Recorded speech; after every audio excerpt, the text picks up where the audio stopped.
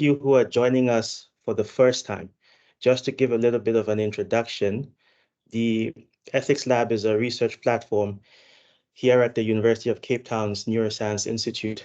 And the main part of what we do is to foster critical conversation about how the African humanities could inform the ethical questions posed by new and emerging health technology, sorry.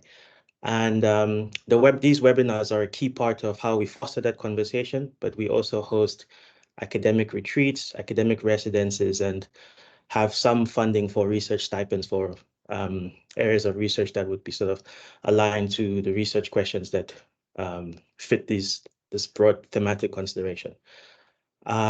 Just a few notes about this webinar and the format. It will be recorded. So if you'd prefer to keep your cameras off, that's fine. I do hope that during the question and answer session, you would, come online to so put on your camera to ask questions, but leave them in the chat room, in the chat function if you'd prefer. Please keep your microphones on mute so as not to, cause interruption. So we're going to advance with a conversational format. So we'll spend about 20 to 25 minutes in a sort of guided exposition. I'll ask Sebastián some questions and he'll respond, and I'll probe and clarify when necessary. And then after that, we'll spend half an hour with questions from the rest of the audience. We imagine this webinar as somewhat continuous with a webinar we hosted last year on concepts like AI and AI and data colonialism, and just a broader critical work around looking and understanding emerging technologies through the lens of colonialism and imperialism, both historically and in the present. So the best place to start is to get right in. I'm delighted that we have today Dr. Sebastián Lehuedé, joining us from King's College London, where he is a lecturer in ethics, AI, and society. Broadly, he is interested in the governance of digital technologies from a social justice perspective and is currently working on articulating the connection between artificial intelligence and environmental justice. So, Sebastián, welcome. Thank you for joining us. Just to get straight into it, so the first question is just, what do you understand to be the meaning of concepts like data colonialism, AI colonialism, and even digital imperialism? When we combine data and colonialism, what kinds of discussions and insights are we looking to foreground? Yeah, well, thank you, Anya, for the invitation. I'm super excited because as you probably know, both my theoretical sources and my empirical cases come from Latin America. So I think there is so much to learn when it comes to Africa and to learn from each other, right? So I feel this is a very exciting opportunity, and I really want to hear if what I'm going to say today resonates with your experience, with what you've seen is going on in other contexts. So first, in order to answer your question, I also have to clarify where I am speaking from, because the concept of colonialism and coloniality has so many meanings, right? In my case, I'm going to be speaking from inspired by Latin American decolonial theory or the modernity coloniality group, which has a quite broad perspective of coloniality. This kind of approach tends to focus on a world scale, so it's quite macro in that sense, also very historical. The analysis starts, like 500 years ago with the colonization of the Americas. So that's pretty much the perspective from which I am talking. The concept of coloniality has been key in Latin American decolonial thinking because it points to what happened after the decolonization of specifically Latin America, right? So many, almost 2 centuries ago, a lot of countries in Latin America managed to become independent formally from both the Portuguese and Spanish empires. However, as we know, the structures of power that took shape in that time are still in place, right? We still have a lot of inequalities in an economic sense, for example. Culturally speaking, in Latin America, many people identify with Europe rather than our indigenous ancestry and so on. So the concept of coloniality is key to understand how colonialism changes over time, but it's still present in our global structures. So now more focus on the area of technology. Basically, the question is how can digital, AI, and data technologies reproduce or even intensify those structures of colonialism, right? And how they are presented today. I think there are different ways of approaching the connection between coloniality and digital technologies. One of them, for example, is quite epistemological. It tends to focus on how data-intensive systems are presented as the superior or ultimate way of producing knowledge, superior to qualitative or land-based or any other form of knowledge production. There is the idea that the more data, the better. You need to collect as much data as possible, and this data is supposed to be objective. I won't really delve into this aspect, but that's an idea that connects with this, European Enlightenment and so on. That's quite, in many cases, implies an undermining of other ways of understanding knowledge production. A second aspect that is very important as well is the more political economy one, which focuses on extraction. Extractivism is a key concept not only for the colonial theory in Latin America, but also for activists. And as we can see, when it comes to digital technologies, and especially data-intensive ones such as AI, they are putting into place a new form of extraction, right? That will be the thesis by Nick Coldry and Ulises Mejias, for example, that these technologies are bringing about the extraction of human life in the end, right? Because all the aspects of our human life are becoming datafied and commodified by companies such as Google, Amazon, and so on. That's another dimension. A third dimension, which is the one I am exploring in my research, concerns the intersection between these technologies and environmental colonialism, right? So environmental colonialism focuses on how in the context of the climate crisis, asks how did it start, what is the role of each actor, right? And how can we distribute responsibilities in order to create a different future. In the case of digital technologies and AI, I think environmental colonialism presents in two forms. So one of them is through the outsourcing of environmental damage. So you can see that companies such as Amazon, Google, Microsoft, and so on, for example, are building data centers, which are these buildings that process the data required to have AI algorithms, for example. They're building data centers all over the world, right? And these data centers consume vast amounts of energy, of water, and even though the profits are concentrated in countries such as the US, in some cases China, when the actor at stake is Huawei, for example, the environmental damage is produced in other countries, other continents, such as Latin America or Africa. So that's one aspect of environmental colonialism, I would say. But the second one that I think is more concerning, because sometimes it's less clear, is how digital technologies and especially AI are presented again as the ultimate and best way of addressing the climate crisis. And this goes, of course, in detriment of, for example, indigenous ways of relating to nature. It assumes that nature is datafiable, that we can completely manage nature, that the nature is predictable, and so on. So those are the two areas in which I think you can approach the intersection between environmental colonialism and AI technology. So basically, there are lots of areas to explore, and in my case, I've been focusing more on environmental colonialism.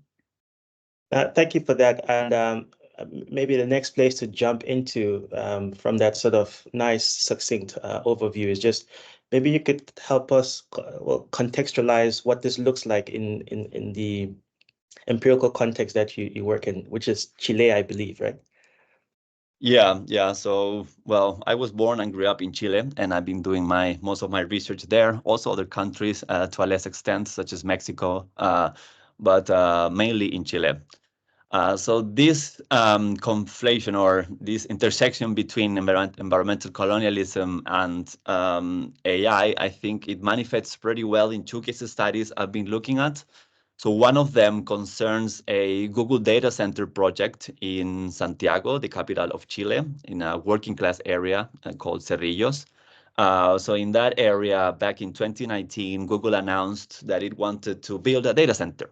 So this project had the support of the government, the president of that time, and of many other authorities. Just to clarify, data centers are buildings, sometimes they are quite vast and big, hosting the servers that process the data required to have AI, basically, to train AI algorithms such as ChatGPT, but also that support the processing of data every time we use AI applications, right? AI applications can range from, content moderation algorithms used by platforms such as Facebook, or more sophisticated ones such as generative AI applications such as ChatGPT. So these data centers have become crucial for the success of AI. It's not really clear whether how these companies use specific data centers for AI, but basically we can say that AI is prompting huge growth in the construction of data centers all over the world.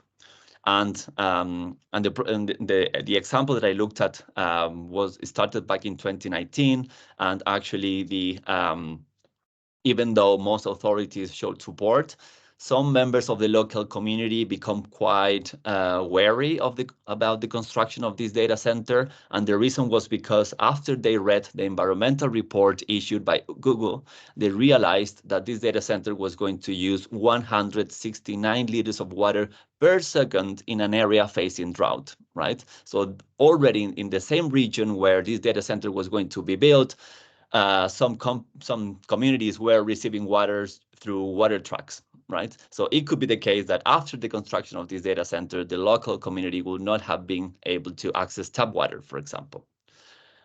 So this group of concerned neighbors organized. They had to convince the other neighbors because, when data centers are built, they come with a lot of promises of development, progress, new jobs, and so on, although evidence shows that rarely happens. So this group of neighbors started to raise awareness. They explained the situation to other residents. They went to street markets. They put up posters. They did workshops, assemblies, and different kind of activist activities, so to speak. I brought here one example of the material that they used because I think it's very telling of how they of the kind of main issues that they saw when it comes to this data center. So let me share my screen to show it to you.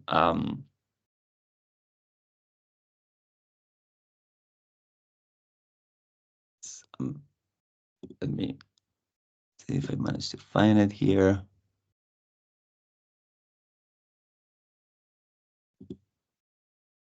Yeah, here it is.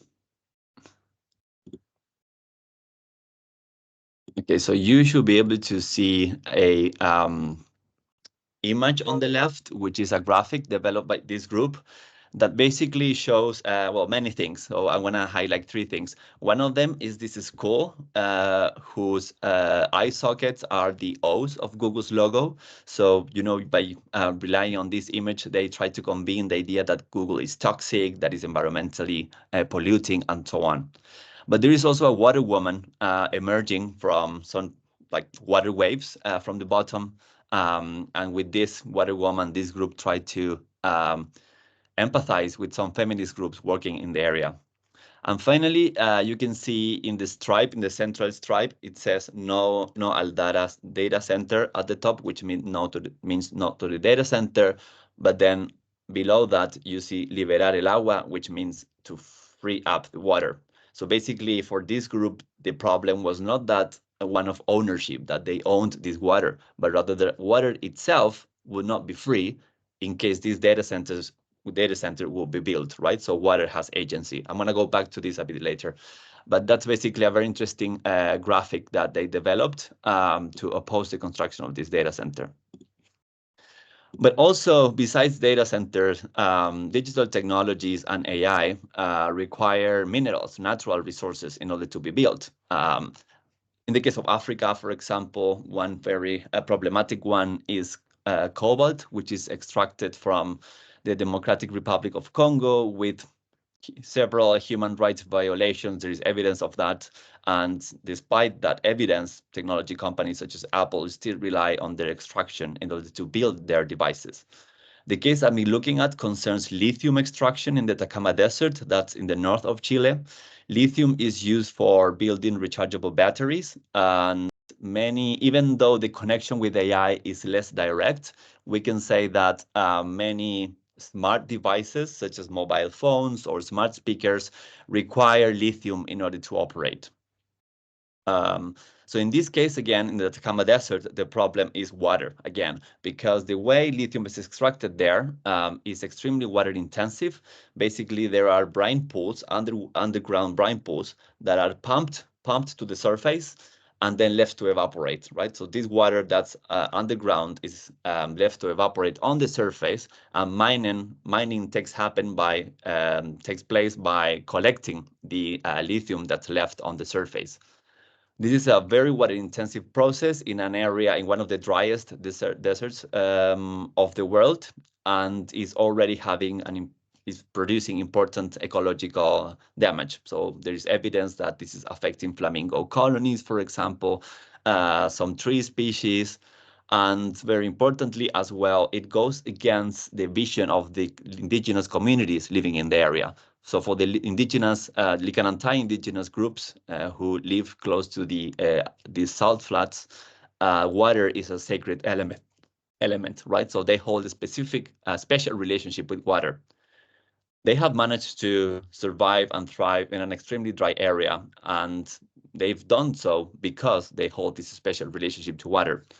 And for example, even though these communities lost their language to a great extent, one of the few words that have survived is puri, which stands for water. So the extraction of lithium, to a great extent, because of the demand by technology companies, is really going against their world, the way they relate to the environment. And I also brought here one quote by an indigenous activist that he mentioned in a COP conference in Madrid back in 2019. And I'm going to share my screen again just to show it to you.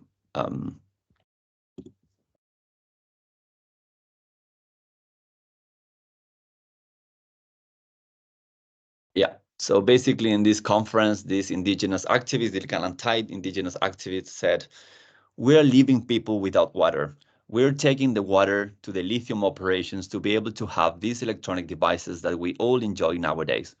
We will go to great lengths to show that our people today are close to extinction due to mining." So basically, this activist is showing how, in order to enjoy smartphones, for example, we are affecting indigenous communities. And I particularly like the fact that this activist mentioned the word extinction before the concept of AI extinction became popular, right? So we know that some people, especially in the global north, are concerned that AI is going to take over society, and they have all these hypothetical scenarios where robots become super intelligent, which are hypothetical scenarios, but then sometimes very concrete, and ongoing harms produced by AI are not really taken into consideration. So those are two case studies I've been looking at, and I think that they speak very, well about what I mean by environmental colonialism and AI. No, thank you very much for that. And I think it really, that account really foregrounds a very sort of materialist conception to how we think about artificial intelligence, right? As opposed to, well, a lot of the other concepts we tend to use make it something a bit more ethereal, but I mean, this is quite concrete. Um, and so I want to sort of combine two questions then. So the first one is, so in this sort of political economy of, the production and exchange of data, or the creation of AI data infrastructures, and even in this context of environmental degradation that you you draw attention to what is a decolonial vision that emerges from that kind of from engaging these material realities, and so that's the one question on that hand, and then the second question that I hope you can start making connections to is a politics of resistance, right? So what would resistance to these phenomena look like? What current forms of resistance are currently enjoying airtime? And you've written at least about data sovereignty. So um, in thinking about resistance, I'm hoping that maybe you could also take us through how we might start to evaluate the emergent frameworks for resistance, like digital data sovereignty and others that might either be alternatives or complementary. Yeah. So how decolonization looks in this case, I think in order to answer that, I want to go back to something I mentioned earlier. What do we mean by environmental colonialism? And I think what's really the core of it has to do with the imposition of a particular way of relating to nature, right? So basically, before European colonization, in the world, there were many, many ways of relating to nature, many natures. There were, for different groups, they will, for example, mountains will be persons, or uh, some lakes will have personality and so on. That's still the place, especially when it comes to indigenous communities. But one of the components of a European colonialism was the imposition of a particular way of relating to nature, where nature is an asset, it's a measurable area, that's in the background, and where human culture developed, so to speak, right? So it doesn't have much agency. So I would say decolonization, when it comes to AI field, environmental colonialism, has to do with protecting other ways of relating to nature. And in the cases I studied, I'm using a concept that some people might find a bit obscure, but I'm drawing on elemental thought, basically. So it concerns the way we relate to the elements that make up the world. By the element, I mean water, for example, in the case of the data center and lithium activism that I looked at, but also we can talk about air, fire, and so on. So basically, digital technologies, AI, are imposing a way of relating to the elements that's not necessarily the one that local and indigenous communities have. So decolonization implies, in that case, sustaining and protecting other ways of relating to nature and to the elements.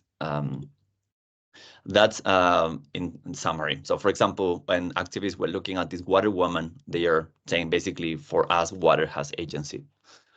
Now, when it comes to digital sovereignty, the second part of your question, I would say that, first of all, I think that's a very attractive imaginary or framework of sovereignty, of governance, because it's the most influential one. If you think of that there is like a dominant one, right, of like digital technologies as unregulated, or with data free floating over the world. I think digital sovereignty is quite attractive in that many countries sees it as an opportunity, especially when it comes to addressing US hegemony, right, in the field. So for many context groups and countries, digital sovereignty is an opportunity to have like a more multipolar digital global social order, if you want, where not only the US, but a broader set of actors have a say when it comes to the design and development of technologies. So it has this political kind of global political dimension of multipolarity that is quite attractive. But in my research, I'm highlighting two important limitations of it. I'm talking here about the more dominant understanding of digital sovereignty, especially the one coming from China and Russia and some other countries. And one of the limitations is that in economic terms, it still fosters economic dependency. So if you look at the partnerships that China is holding with countries in Africa, Latin America, sometimes they involve, it is mandatory for these countries to use particular companies such as Huawei and so on. So that's a form of dependency that doesn't really contribute to this multipolar world that we are discussing. And the second issue is that there has not been much discussion about how digital sovereignty connects with the environmental issues that we'll be looking at. So if we consider digital sovereignty as the capacity of different groups and countries to develop their own technology, my question would be, do we want to build more devices to pollute more the environment, to mine more minerals from other places, to generate more e-waste? I think those are very important questions that people thinking about digital sovereignty have not really looked at, and that we need to address quite urgently.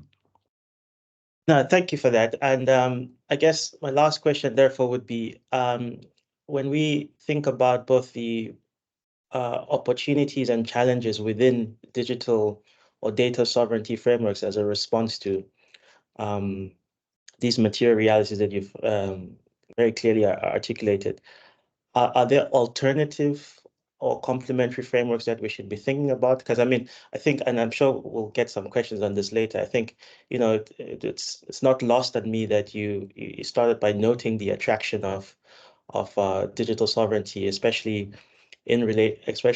first of all in contrast to the libertarian paradigm that you mentioned, but also I think to the extent that we are evaluating these responses through a decolonial lens, you know, a multipolar world is one particular decolonial attraction, but even the idea of decolonization that you are articulating is one that is more sensitive to sort of has a planetary consciousness. So are there other responses out there that, you know, you've thought about that that either provide an alternative or complement this planetary vision that or this planetary consciousness of decolonization that you're looking to foreground?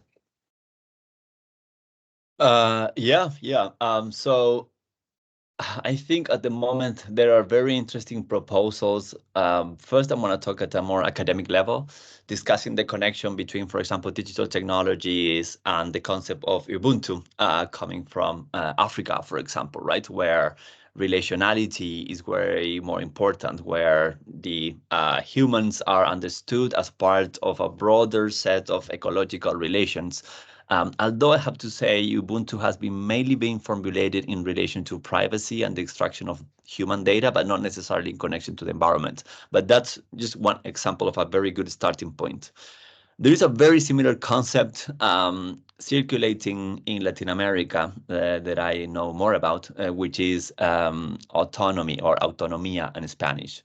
So basically, autonomía is the idea that all groups or is the process through which groups self-define their horizon, where they want to go to, what they want to do, and how they want to relate to the environment. So it's not the same as autarky. So some people criticize it because it means basically that you're going to completely close off from the rest of the world, but it's not that at all.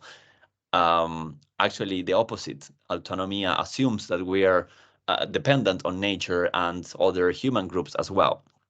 But it highlights that, for example, extraction is not compatible with autonomy because extraction is all about imposing your own terms without considering the other actors.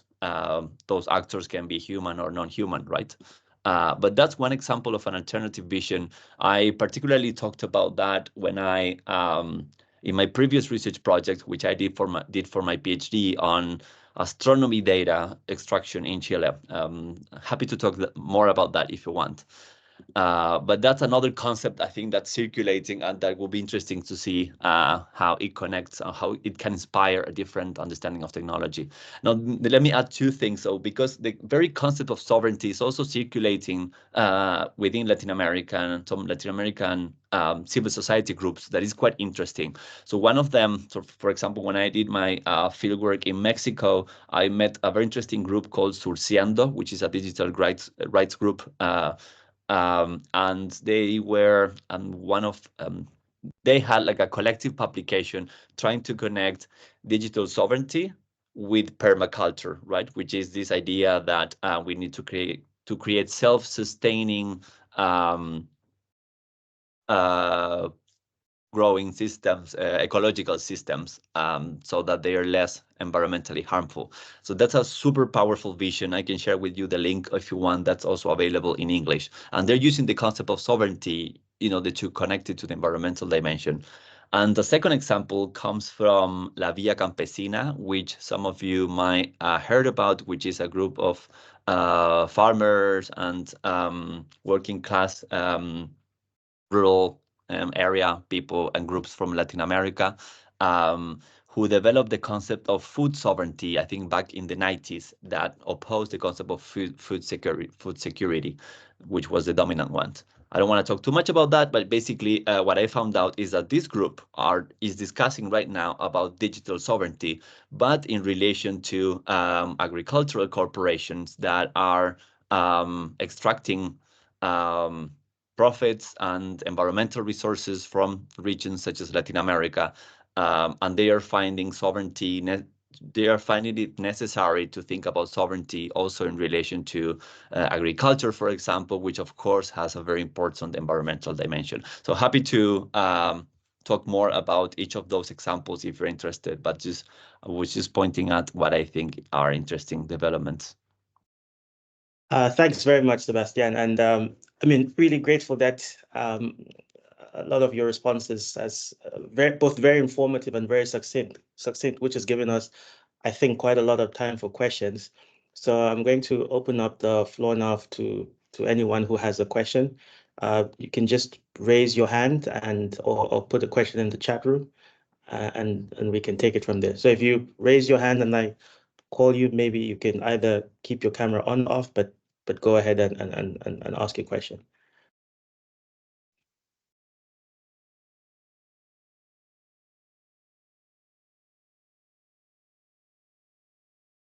Who do we have?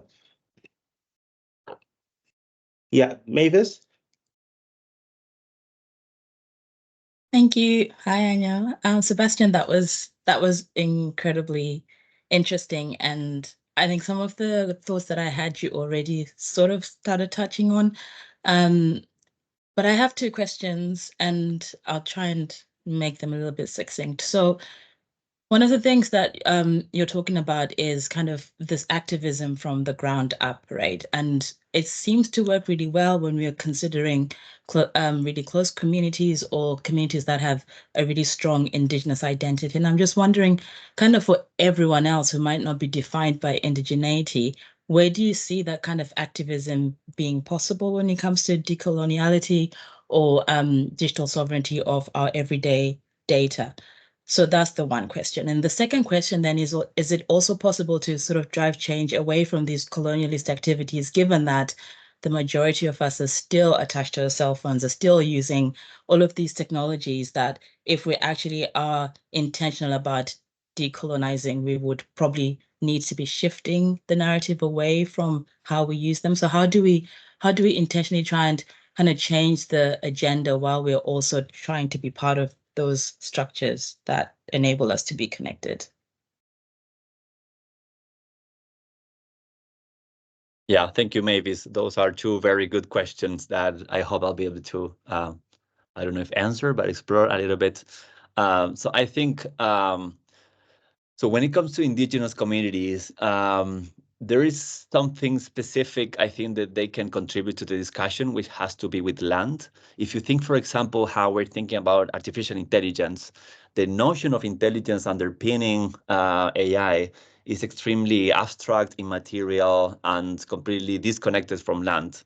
So we can actually wonder, considering how extractive AI can be, AI infrastructure can be, we can wonder whether we can call that intelligence at all. So I find it interesting to look at indigenous cosmologies because of the emphasis and knowledges, because of the emphasis that they put on land, right? Like for many indigenous groups, there's land and thought are extremely connected. They cannot be disassociated. But also I would say that the many other groups that doesn't necessarily have a indigenous kind of aspect of identity also hold special relationships to land, right? So in the cases, for example, that I presented, the Google data center project is taking place in a highly urban area where the activists would not identify as indigenous. However, they came up with this concept of the water woman in order to show, for example, that water can have agency and that water wants to be free. So even though they don't identify as indigenous, they also hold a special relationship to water that can be protected and will need to be surfaced um, in times of artificial intelligence. So I don't think it only applies to indigenous groups, even though I do think that it's in indigenous groups where this form of resistance becomes more visible, so to speak, right? Because of this ancestral way of relating to nature and so on. So that's part of my answer. I hope that helps. And the second one, yeah, I think it's extremely important to acknowledge that we rely on these technologies, that we all use. So, I mean, many of us use mobile phones, some of us smartphones, and it's important to be aware of the material implications of that.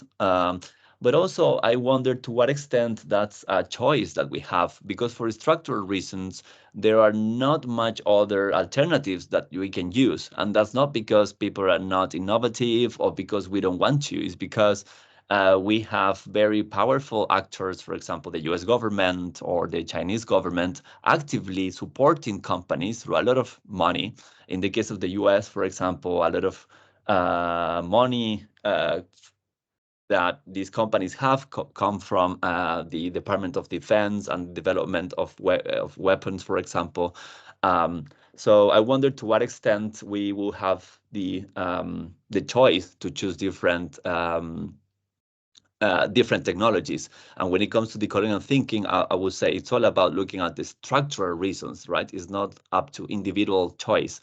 Many of us work, for example, on WhatsApp. So I cannot disconnect from WhatsApp because my colleagues are on WhatsApp, my family is on WhatsApp. But because of this monopolistic structure, it's extremely different to use different other alternatives. But yeah, I would say we need to explore a way other kinds of technologies by, for example, financing independent projects or even for example, public universities can have a role in developing alternative technologies and so on. But that's not happening, as I said, because of the power of these companies and the states that support them. That's part of the answer. Of course, we all could do more, I think, and it's good to acknowledge that. But I think that there are also structural reasons that keep us from disconnecting to some extent from these technologies. Thank you. Do we have thanks for that response. Do we have any other questions? I mean, while I wait to see, something emerge in the chat room or someone raise their hand, I guess one thing I was thinking about is, I don't know if it's necessarily complicating, but thinking about the different things that a data center could symbolize, right? So for example, in a lot of your accounts, you link it as a sort of material instantiation of environmental degradation. But when I look at it from especially with this concept of data sovereignty, and imagine, for example, that an emerging future in which, for example, a lot of African countries, as part of digital sovereignty, emphasize the importance of having their own data infrastructures for a whole range of reasons. And so, in that context, thinking about and even that having a kind of decolonial significance. Okay, so for example, say former colonized countries moving their data, the hosting of their data to their own context as part of this sort of expression of sovereignty and mitigating against sort of colonial relations. So it's in that calculation. I'm curious to know what you think about, the different kinds of political calculations that different actors will be making, right? So on the one hand, this thing symbolizing environmental degradation, but also it can also be a sort of repository of expressions of sovereignty. Yeah, you're right. So, of course, if we think in terms of decoloniality, an important dimension of that will be to decentralize the data centers or the construction of data centers. So this one part of it has to do with where these data centers are. So hopefully these data centers are more equally distributed across the world. So different regions have a more equal access to computation, for example, universities and so on. That's extremely important. The other one has to do with monopolies, right? So hopefully the owners of these data centers are going to be not only big tech companies, but also local communities, universities, states, and so on. But I think an important question, and I think that's why I've been looking at imaginaries. That's when I talked about digital sovereignty and data sovereignty, I referred to it as an imaginary, because imagine at some point that happens, right? And we have very cool project and innovative projects in Latin America, Africa, and so on. So the question will be, what are we going to do with this? Are we going to do the same that these companies are doing? Are these data centers going to be equally energy intensive, water intensive, or are we going to build them in a different way? So I would say it's extremely important to think not only in terms of political economy, who owns, but also in terms of imaginaries. How can we do this differently? I think there are important things to consider. One of them is that we have limited resources.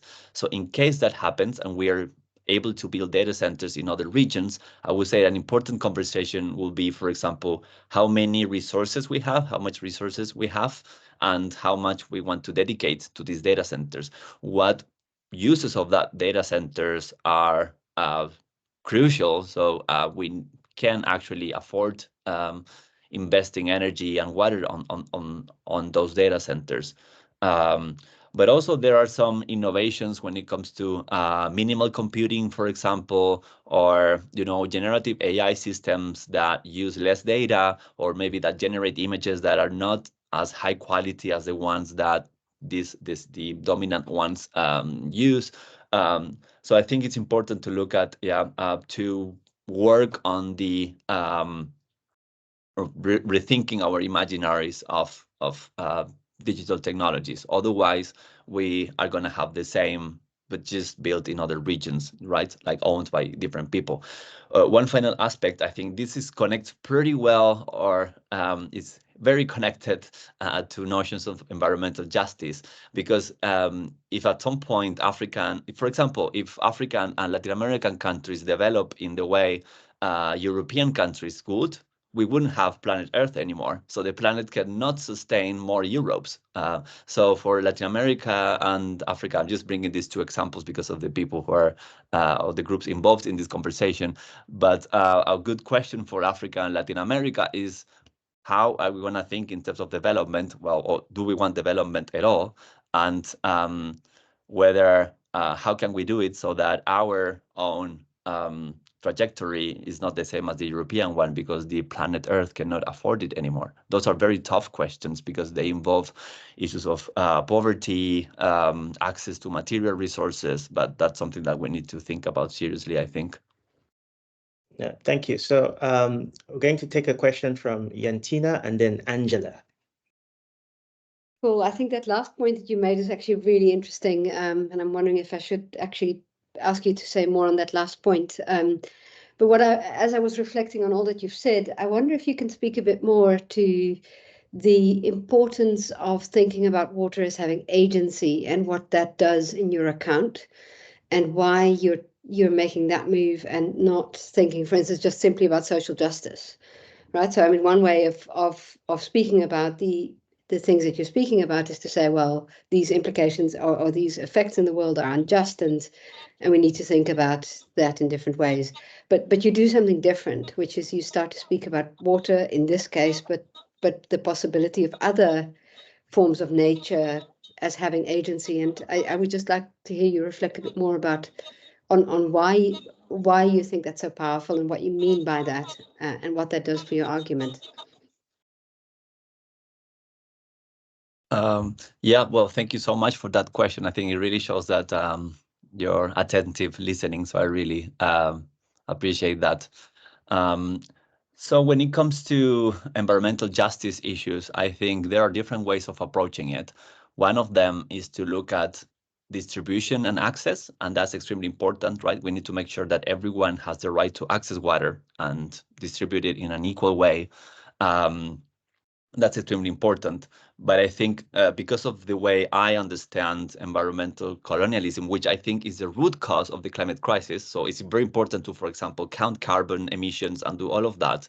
But for many indigenous people and communities, the climate crisis started when European colonialists basically imposed a particular way of relating to nature. So I think there is a very important task of highlighting and surfacing, protecting other ways of relating to nature, where nature, in the case of the European, or not all of Europe, right, but we can say the scientific, rational European one, nature is something that can be managed, that is predictable, and I think that vision of nature has shown to be extremely wrong in many ways. This is not only part of indigenous knowledges, but also some scientists have been saying this, especially geologists, for example, for whom who are less hopeful when it comes to attempts at managing nature, and they're talking about rewilding, for example, as a way of combating the climate crisis. So I think my emphasis on the agency of water is a way of bringing to the fore these alternative ways of thinking, of relating to nature, that is quite prevalent in Latin America, not only among indigenous communities, as I showed. There is this concept of rights of nature, which is also quite circulates in Europe, where when you think about democracy, not only humans but also non-humans are considered to be to have rights and to be able to defend those rights. There are important questions of who can speak on behalf of nature, for example, and how nature can get to participate. But I think it's a very good step to acknowledge first that nature can also have rights, for example. And when it comes to AI more specifically, I would say that as long as people designing and developing and regulating AI do not acknowledge these different ways of relating to nature, they're gonna keep reproducing the imposition of this particular way of relating to it. I hope that answers your question. This is in the social sciences and the humanities, this is called the ontological turn, but I try to avoid that word because it puts some people off, and but I think that's what I'm talking about pretty much. No, thanks for that. And Angela, and then I think we'll take a question from Donna as well. Hi, Angela Daly from the University of Dundee in Scotland. Thanks so much for having me, and thanks so much for a really great talk, Sebastian. I just wanted to ask a question about the concept of digital sovereignty or data sovereignty in the places that you work in. So I think you're absolutely right in how, well, sometimes states kind of mobilize it to mean sovereignty from US big tech firms and maybe from Chinese tech firms, but maybe not. But I still think it's quite a statist approach to sovereignty, and particularly when you work with and talk about Indigenous communities, they also have sovereignty, or at least according to things like the UN Declaration of the Rights of Indigenous Peoples. How does that translate into, or not, into discussions around data sovereignty vis-a-vis the state? So I guess, are there tensions between assertions of data or digital sovereignty by the state of Chile, for instance, and how does that impact on the sovereignty of indigenous peoples within Chile? Thanks. Thank you for your question, Angela. I think it's a very important one, but also quite complicated because sovereignty has so many genealogies and meanings in different contexts. So I know that it's quite important, for example, I don't know, in countries such as New Zealand, for example, where some communities are talking about data sovereignty and applying it, when it comes to their relationship with researchers, for example, academics, and so on. I would say the concept of sovereignty also has a genealogy in Latin America. In the 70s, for example, the concept of technology sovereignty was used actually in countries such as Chile during Salvador Allende's socialist government. It was mobilized as a way of basically saying that if we want to develop, we need to develop our own technologies, for example, right? And the link from the extraction of natural resources in one or another way. But this is my thesis, is because it was used in a socialist context with which many indigenous communities did not really participated. I think is not a very prevalent concept in at least in the southern cone of Latin America. There are other very important concepts that I mentioned, such as autonomy, which I think is like an alternative to sovereignty for some communities. Territory, which in other countries is more similar to land, and so on. But I think sovereignty, there's a complicated relationship to sovereignty, I think, for some indigenous communities. But I completely agree with you that the way, for example, China especially mobilizes sovereignty is a very state-based one, where they're trying to replace multiholderism with multilateralism, which involves all these states, basically. So that's a extremely limited version that I think we shouldn't be trying to replicate. But multi-stakeholderism, the other alternative supported by the US, has proven to be completely co-opted or prone to co-optation by companies as well, because in multi-stakeholderism, you have also involvement of the private sector. So it's a very complicated matter. And the way I've seen some digital rights groups talking about it mainly concern ordinary citizens. So the capacity of ordinary citizens to understand that these technologies, for example, come from or represent the ideology or world vision of a specific group in a specific region. So you need to question these technologies, who they are made for, and so on. That's the case of some digital rights organizations who've done, for example, workshops in places such as Mexico City with ordinary people. And the other, and in the case of indigenous communities outside Latin America, I would say there's like a way more important community component that's not really part of the kind of Chinese/Russian multipolar state-based imaginary. A final question I have has to do with Europe in particular, because digital sovereignty has also gained some popularity at the EU level, for example. But as far as I've seen, most of it has to do with a very individual-based application. So basically the idea that digital technologies have to respect human rights, but human rights defined from a very individualistic or individual perspective. And, you know, something that clashes with communities who organize in different ways, who have assemblies and consensus-based assemblies. I don't know, just saying some examples.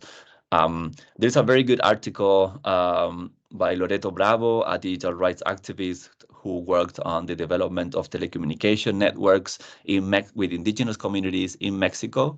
And she talks about the contrast between the concept of sovereignty held by European hackers who contributed to this project and autonomy of the local indigenous communities. I'm happy to, if you write to me, because I'm not sure if I'll be able to reply on the chat, but if you write to me, I can give you the link. It's extremely interesting because it's very grounded. Sorry that I couldn't give you a very clear answer, but I think those are important elements of the potential answer. Thank you. And we can take a question from Donna, and then I'm hoping that I could invite Mustafa after that to maybe just say a bit more. You don't have to put on your camera. Say a bit more about the question you've left in the chat room. Thank you. Hi. So I think we've got very little time, and I think we've just started a conversation. I would have liked for you just to have your flow in how you were thinking about this, because I suspect a lot of what you were saying would become more apparent. And so I think there's an interesting thing that you do, which I think is really important. Just to start off with, in relation to thinking about technology and thinking about mining, is this point that Mumford made, which is about mining is closely bound up with modern capitalism, industrialization, and sovereignty, right? Which talks to your particular question around political economy of what should the North and South do, and then there we're thinking about imperial modes of living. There we're thinking about a conversation around degrowth, etc., which I think is an important political question for us to have. But I think that what you do, I think, is really important, and I think we should take this up, maybe not here, but certainly with a little more time, is to talk about how ideas about nature change over time. Because I think that it's one thing for us to say, you know, and I think about water, and I specifically, I can think about many things, but I think about water and I think about what that looked like in Bolivia and La Paz during that period of thinking about rights to nature, thinking about Bon Vivir, which was an important political moment for many across about reconceptualizing and reclaiming. But it had echo, Sebastian, and it had echo across the world for a set of different reasons, I think. It wasn't just because it was an indigenous idea around water, but in fact that over time, people could be able to say what was water from public to it becoming private, it having a symbolism of life, of different types of cosmology, both in the North and in the South. So, I mean, I recognize your point about how the scientific revolution gets to change and script that as the hegemonic. But I think that I like there's a usefulness and an importance about thinking about that imagination in terms of how these ideas change over time. And they don't only locate it and belong in one place. They're used as a form of resistance from one space. But I think it as a possibility of doing many things. And I think when you do that, you do two things. You open up what the possibilities are. And then you use the food sovereignty movement as an example to say, when you go down this avenue, this is something that you open. And if you go down that avenue, this is what you close in the conversation. And I would be interested, Sebastian, to push you forward and ask you, when you're thinking about horizontal solidarities, say that between the worker, thinking about wages, that between the question of inequality, that between those who are defending their land at a particular level, how do we have those conversations across horizontally and build? Because I think that when we atomize, we close other conversations. So how do we think about how to reposition ideas around nature so as to open up conversation in these different spaces? And one way of thinking about that is that we are all nature, right? And that when we think of ourselves all as nature, we begin to think about that relationality differently. Just to throw that in, especially, I think the big question is about building that solidarity as opposed to atomizing. Thanks, Dana. Sebastián? Yeah, thank you, Dana, for your very important points. I just want to make clear that I completely agree with you. I don't approach indigeneity in an essentialist way. I do think that many of the things that we can look coming from indigenous communities can also be found in other groups, not in the same way, but even within the sciences, as I mentioned, there are big disagreements. So, for example, within the field of earth sciences, earth system sciences, there are very thoughtful reflections about the earth, the Gaia, and so on, that kind of echo to some extent some indigenous ontologies. And I think it's important to highlight that. Feminist groups, I don't know, so many local communities that are important to highlight as well. When it comes to solidarity, so this is not something that I have specifically addressed in my research, but the way I'm thinking about this in relation to digital technologies is basically, I have 2 points to say about that. But one of them has to do with the extreme urgency of connecting regions such as Africa and Latin America hold a relatively similar position within the value chain and infrastructure of digital technologies.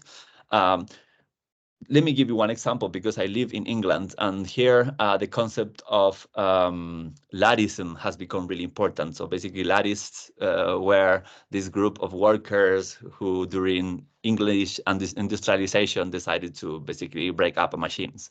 And I think that's very inspiring for the global North context, and he's become very popular and a very interesting way of understanding resistance from here.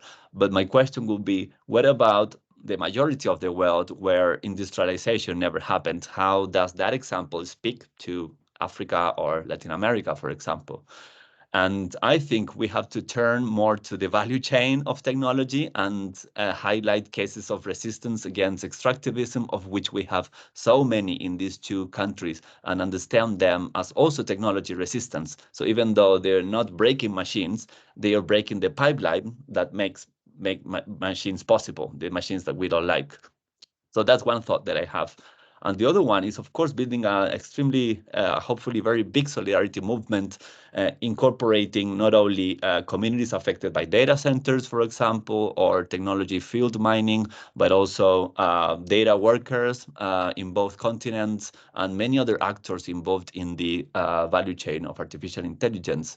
And the big change that I think this kind of solidarity movement can bring about would be to think about the regulation of AI and governance of AI in a different way. And we need to really combat or fight against this idea of AI extinction as the ultimate and more important concern, which, for example, was super important here in the UK AI conference organized by the government of the United Kingdom. That really left aside all the concerns that we've been discussing today. I think such a movement will be able to bring up these kind of things, as well as, for example, tech workers in the global north, in Silicon Valley. I think they will be super interested in hearing more about this. Concerned computer scientists as well, who are very politically engaged, that I've met here in England as well. I don't know. I have those two thoughts, but not a kind of a clear vision of solidarity. Maybe you do have. That would be interesting to hear. Thanks, Sebastian. I mean, this has been really, really great. And I know that the fact that the attendance has been dropping isn't a sign to the contrary. I think it's just different obligations. So I think before we close, and I don't want to take too much liberties with everyone's time, but Mustafa, do you maybe want to clarify your question if you're still on the call? Yeah, can you hear me okay? Yes. First of all, thanks for the talk, Sebastian, and apologies I missed the first 15 minutes, but I think it's been recorded, so hopefully I'll engage with the entirety of it in due course. So the slight concern I have is and I'm not necessarily saying you hold this position, but from what I could make out, that there seems to be somewhat of a presumption that a decolonizing intervention would fundamentally be about decentering and redistributing, right? Whereas I think, if you take your line of argument in relation to the extractivist and exploitative costs of powering, let's focus on AI systems specifically, but the kind of internet and digitalized infrastructure more broadly, if you take those concerns seriously, I think a good case can be made for something that people like Dan McQuillan and others are arguing, which is for something like a decompute, right? So like a downsizing in relation to thinking about, essentially decentering the technology, because the technology seems to get centered all the time, and then it's about, well, how do we do it differently, right? So we have queer in AI, we have indigenous AI, we have black AI, etc., etc. And these are all qualifiers, right? That the central plank remains intact. And I'm suggesting that similar things are happening all the time with cognate technologies, whether that's the Internet of Things. You've rightly pointed to the supply chain, and I'm delighted that you mentioned Luddism, right? But I have a different take on that. It goes back to 2019, an unpublished paper, which I'm hoping to work up, which is what happens if we do Luddism in the periphery, right, of the world system. So I have an idea that I've been developing, and it goes back to 2019, and I really do need to work it up. Fugitive decolonial Luddism. So what does it mean to take the Luddite experience, but decenter Europe and its historical experience there, and think about it from the perspective of the margins, the borders, the peripheries, but also in relation to fugitivity. So that's the concerns of things like, drawing on the experience of the indigenous, the enslaved in the Americas. That's the maroon communities, but also piracy and the Luddites themselves who were fugitives, right? So just wanting to put those two things into conversation with your thinking about this. So abolitionist rollback in relation to decompute, given both the climate extractivist and exploitative human and other than human costs, and also how we might do Luddism otherwise. Yeah, thank you, Mustafa. Very, very good questions. And I completely agree with you. I think I talked about pretty much everything you mentioned. So when it comes to the growth, for example, I mentioned one point would be to decentralize data center infrastructure, right? So we could have also infrastructure owned and governed by communities and groups in regions such as Latin America and Africa. But then I said the question would be what to do with that. Do we want to use the same amount of resources? Do we want to use less? And I think what I'm not necessarily I don't know what's the implication of what you said, but I also talked about minimal computing, for example. I just mentioned it like very briefly as an example of what you would call similar to what we would call decomputing, for example. And I think that's an alternative. I mean, it's not an option, it's a need. We cannot sustain like this amount of computing that we have. So it's not something we have to consider, it's something we have to do. But I think I completely agree with you that it's not only an issue of redistribution. And when it comes to Luddism, will be very interesting to hear how you think that applies to the periphery. In my view, as I said, my only point will be to expand the concept of Luddism to incorporate, for example, struggles against mining, which is used for building technologies, like focusing on struggles taking place within the value chain. The challenge is that sometimes the groups opposing, for example, mining, they don't make their claims in relation to technology, right? They don't say, oh, we oppose AI and then we don't want lithium extraction. But does that mean that their point is less important when we think about technology? I don't think so. And then I think they have the need to actually talk about AI. But that will be my point. I haven't happy to discuss further about this, but I completely agree with your point. Yeah, my question when you talk about abolition, I'm not sure, and maybe we have a disagreement here, if we have to completely get rid of something akin or similar to AI. I don't know. That's, the very concept of AI is completely wrong, artificial intelligence, and it needs to have a different name. But I don't know if abolition will be the only way forward. I'm thinking of uses of AI, for example, in the sciences that can be very important and so on, but definitely downsizing and decomputing. Completely agree with that. Sebastián, thank you very much for really, insightful conversation, and I'm sure the discussion and engagement is a testament to that. I think, a key takeaway from this really, I think this foregrounding of the material dimensions of artificial intelligence and the environmental impact, I think really stresses the urgency of a sort of global movement of what Donna called the horizontal solidarity of resistance. And I think, a lot of what you said is a testament to that urgency. So I'd like to thank you very much for your time, for your scholarship, for the really great engagement that you've helped to facilitate here. Thanks to everyone who attended, and look forward to seeing you all at our next event. So thank you very much. And Thank you so much, Anya. I really enjoyed it and learned a lot. So congratulations on this space. It's incredible and so necessary as well.